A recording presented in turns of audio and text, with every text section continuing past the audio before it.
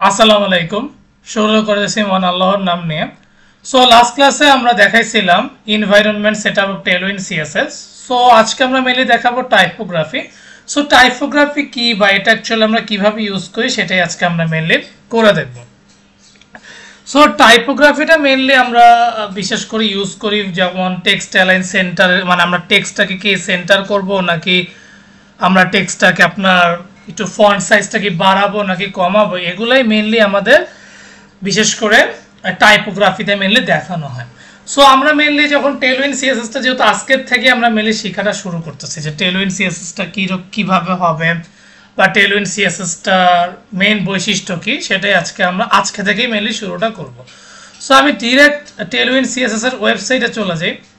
So Tailwind CSS এর ওয়েবসাইটে যে আমি যদি গেট স্টার্টেডে ক্লিক করি, সো আমি একটু হালকা নিচে গেলেই টাইপোগ্রাফিটা দেখতে পারবো। এই যে for example font family. So font ফ্যামিলিকে যেমন আপনি ফন্ট কোন ফ্যামিলিটা চাচ্ছেন সেটা অ্যাকচুয়ালি নোট ডাউন করে দেওয়া।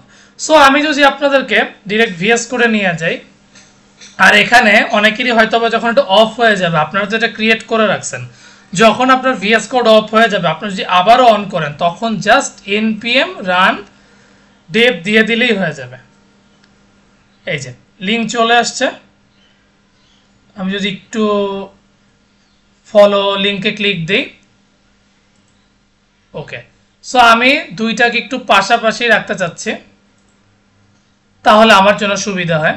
ওকে, সো প্রথমত আমি চাচ্ছি যে h1 নিলাম, সাপোজ হ্যালো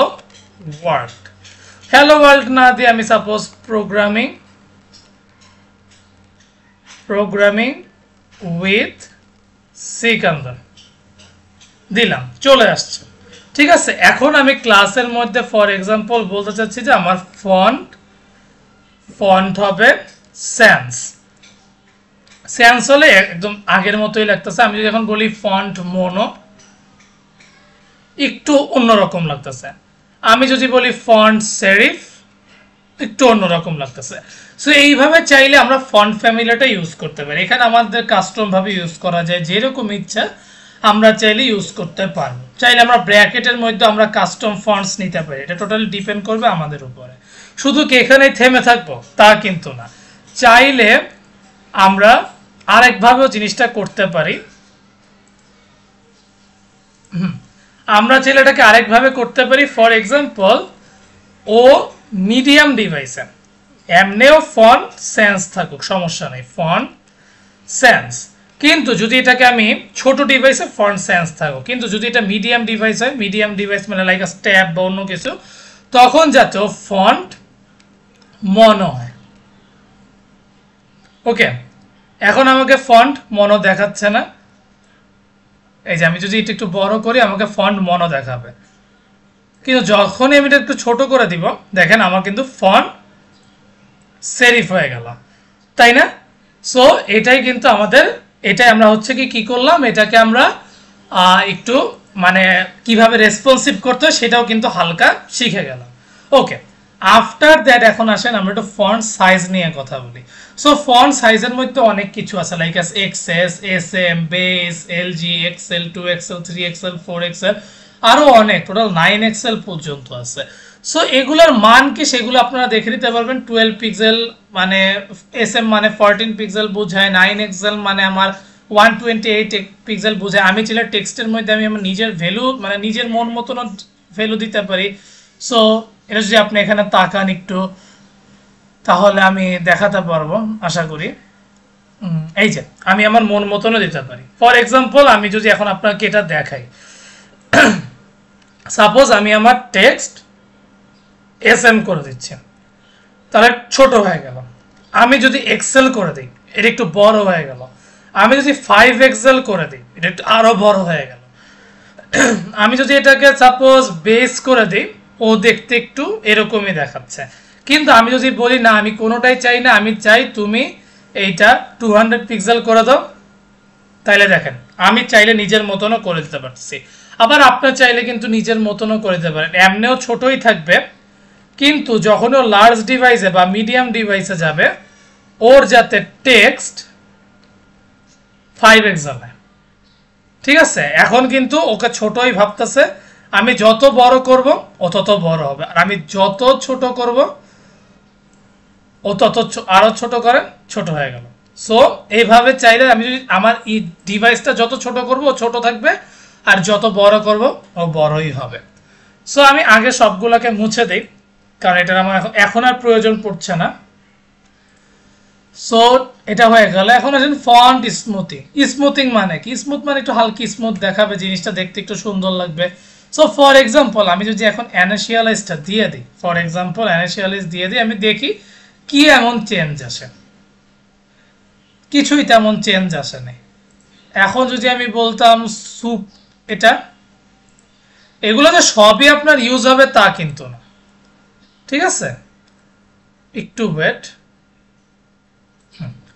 এগুলো যে সবই আপনার ইউজ হবে তা কিন্তু না, সামটাইমস এগুলো আমাদের ইউজ করা লাগতে পারে। আমি জাস্ট টাইপোগ্রাফিতে আপনাদেরকে দেখাচ্ছি যে কি হচ্ছে, এটা খুব একটা বেশি কাজে লাগার জিনিস না। সো এরপর ফন্ট টেস্টেড, এইটা আমাদের কিন্তু সামটাইমস কাজে লাগে। আপনাকে এটা ইতালিক চাচ্ছেন নাকি নন ইতালিক চাচ্ছেন? যদি আপনি ইতালিক চান সেটাও বলে দিবেন।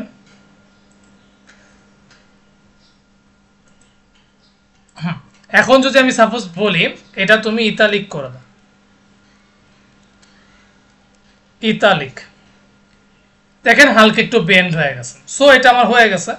সো এরকম দেন আপনার ফন্ট ওয়েট। এখন ফন্ট ওয়েট কিন্তু একটা মজার ব্যাপার। আপনি যেমন ধরেন যে আমরা বোল্ড করতে চাই, এক্সট্রা বোল্ড, ব্ল্যাক, এগুলোর মাধ্যমে কিন্তু ফন্ট ওয়েটের কাজ লাগে। ফর এক্সাম্পল আমি চাচ্ছি ভাইয়া তুমি এটা ফন্ট বোল্ড করে দাও, তাহলে ফন্ট বোল্ড হয়ে যাবে, একটু কালো হয়ে গেল। আমি যদি বলি এখন তুমি এটা ফন্ট ব্ল্যাক করে দাও, ব্ল্যাক করে দিলেও একই রকম দেখাবে।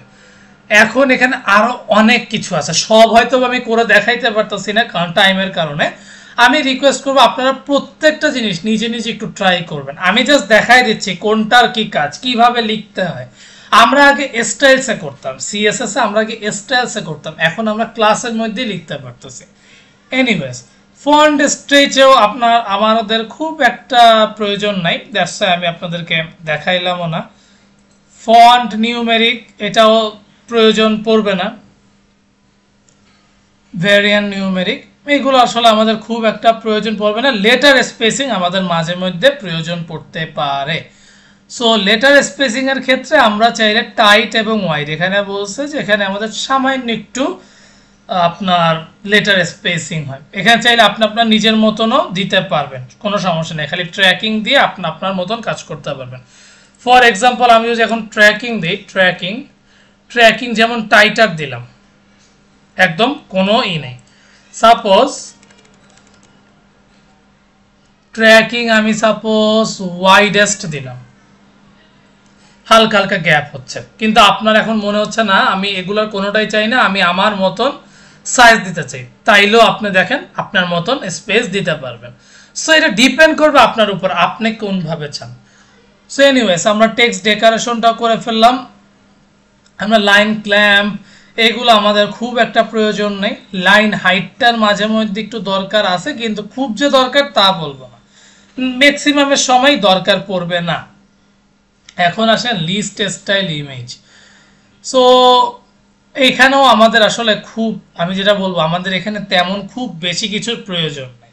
এগুলো হয়তো দিয়ে রাখছে, মাঝে মধ্যে আমাদের প্রয়োজন পড়ে, কিন্তু ম্যাক্সিমাম সময় প্রয়োজন পড়ে না।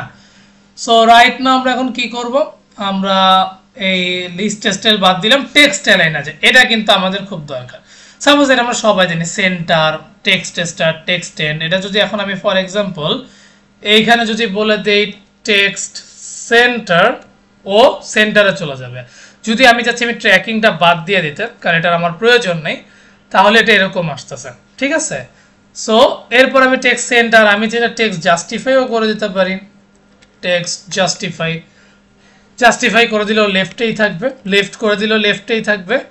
সো সেন্টার করে দিই, ঠিক আছে? সো আমরা এটা সুন্দর মতন করতে পারলাম। আফটার দ্যাট এখন আমরা কি করব, আমাদের তো ম্যাক্সিমাম জিনিস হয়ে গেছে। এখন কালারের জন্য আমরা কি করব, আমরা লাস্ট ক্লাস হয়তো বা দেখাইছিলাম কালার কিভাবে করতে হয়। সো আপনি আপনার মতন কালার দিতে পারবেন, এটা আপনার ব্যক্তিগত ব্যাপার। আমি তাও আপনাদেরকে দেখাই দিই। সাপোজ আপনার এই কালারটা আপনি চাচ্ছেন যে ফর এক্সাম্পল আমি আগে একটা টেক্সট নিই, টেক্সট এখন আপনি কি রেড কালার নেবেন না ব্লু কালার নেবেন নাকি কি কালার নেবেন এটা ফর এক্সাম্পল আপনি যদি ম্যাজেন্টা কালার নিতে চান ম্যাজেন্টা কালার যদি এখানে নাই সাপোজ অ্যাম্বারটা নিতে চান অ্যাম্বার এখন কোনটা নেবেন আপনার যেটা সুইটেবল লাগে আমি সাপোজ 500 নিলাম এরকম দেখাচ্ছেন এখন শুধুই যে অ্যাম্বার নিতে পারবেন তা তো না আপনি ভায়োলেটও নিতে পারবেন এখন ভায়োলেট আপনি কোনটা নেবেন সাপোজ এইটা নিলেন আপনার যেইটা আপনার ভালো লাগে আপনি সেটা নেবেন কিন্তু কি করতে হবে আপনার যখন কালার করবেন সবার আগে টেক্সট ওয়ার্ডটা ইউজ করতে হবে দেন কোন কালারটা চান সেইটার কিছু পার্ট লিখতে হবে ওই পার্টটা লিখে দেন আপনার পছন্দ মতো কালার অপশন চলে আসবে আপনি কালার দিয়ে দিবেন সো এইভাবে হয়ে যাওয়ার কথা সো এনিওয়েজ সো কালারটা আমরা শিখে গেছি এখন টেক্সট ডেকোরেশন লাইন এইটাও আমাদের লাগবে যেমন এখন আপনি কি আন্ডারলাইন চান নাকি ওভারলাইন চান নাকি লাইন দো চান এটা আপনাকে দেখাই দিতে হবে ফর এক্সাম্পল আপনি যদি আন্ডারলাইন চান শুধু আন্ডারলাইন দিয়ে দিলেই এনাফ হয়ে গেল এখন আপনি যদি ওভারলাইন চান ওভারলাইন তাহলে ওভারলাইন বলতে উপরে চলে গেল এখন যদি আপনি লাইন দো চান লাইন থ্রো তাহলে কি হবে ও একদম মাঝখানে কেটে দিবেন আর নো আন্ডারলাইন মানে তো আপনার কিছুই থাকবে না স্বাভাবিক নিয়মেই কাজটা করবেন সো এনিওয়েজ সো এগুলো হয়ে গেল এগুলো সব কিছু আমরা বুঝতে পারলাম দেন আসেন টেক্সট ডেকোরেশন কালার এখন আপনি ডেকোরেশন কালার চাচ্ছেন এটাও আপনি চাইলে করতে পারেন সো ডেকোরেশন যেমন ধরেন কি দিতে চাচ্ছেন ফর এক্সাম্পল আমি টেক্সট ডেকোরেশনটাকেও কালার করে দিই সাপোজ ডেকোরেশন সাপোজ আমি 300 দিই দেখেন কোনো জায়গায় আমার কিছু আসেনি কারণ এটা আমি এখনো ডেকোরেশন করতে পারি নাই that's why so anyway so এইভাবে চাইলে আপনি সব কিছু করতে পারবেন এই থিকনেস কীরকম থিকনেস চান এগুলো আসলে আমাদের পরে কাজে লাগবে ঠিক আছে আগে আন্ডারলাইন করতে হবে এরপর দিতে পারবেন সো আমি সবার আগে একটা কাজ করি ঠিক ডেকোরেশন স্টাইলের ক্ষেত্রেও আমি আগে আন্ডারলাইন দিই এরপর আমি আমার জিনিসটা দেখাই সাপোজ আমি আন্ডারলাইন দিই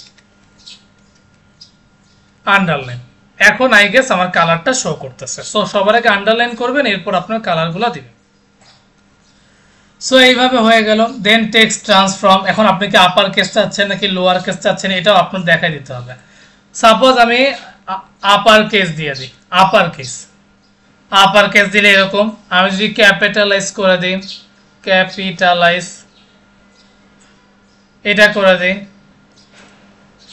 সো এইভাবে করে দিলে হয়ে যাওয়ার কথা সো এনিওয়েজ এরপর আমরা চাইলে আমাদের আরও বেশি কিছু ভার্টিক্যাল অ্যালাইন এইগুলো আমরা আসলে পরে করব ধীরে ধীরেই করব অ্যালাইন বেসলাইন এগুলো আমাদের এখন দরকার নেই ওভারফ্লো র্যাপ এখন আপনি ওভারফ্লো র্যাপ এগুলো আমাদের খুব একটা প্রয়োজন নেই আমাদের যেগুলো প্রয়োজন আমরা সেগুলোই দেখাচ্ছি আর হাইপেন্স এগুলো আমাদের খুব একটা প্রয়োজন নাই মানে আমরা দেখেন যেগুলো দরকার বা যেগুলো আমাদের খুব প্রয়োজন যেমন ফন্ট ফ্যামিলি আমাদের দরকার ফন্ট সাইজ দরকার font style font weight letter spacing line height then একটু টেক্সট অ্যালাইন কালার ডেকোরেশন এগুলোই আমাদের দরকার এর থেকে কিন্তু বেশি কিছু আমাদের দরকার নেই হয়তো সবই দেওয়া আছে এখন আপনি চাইলে আপনার মতন করে এগুলো সব চেক করতে পারেন কিন্তু আমি রিকোয়েস্ট করবো যেগুলো প্রয়োজন সেগুলোই আপনি করার চেষ্টা করেন কারণ আমরা যখন জাভা স্ক্রিপ্টে যাবো আমাদের টেলউইন সিএসএস কিন্তু এত কিছু আমার প্রয়োজন পড়বে না জাভা স্ক্রিপ্টই আমাদের 80 থেকে 90% কাজ করে দিবে সো এইগুলো আপনারা সুন্দর মতন দেখবেন সো আমি আশা করবো এই ক্লাসটা আপনাদের ভালো লাগছে হয়তোবা আমরা একটু নতুন জিনিস শিখলাম আমি রিকোয়েস্ট করবো আপনারা এটা ভালো করে শিখবেন so best of luck keep practising and যাওয়ার আগে একটাই কথা keep faith on yourself and take a challenge thank you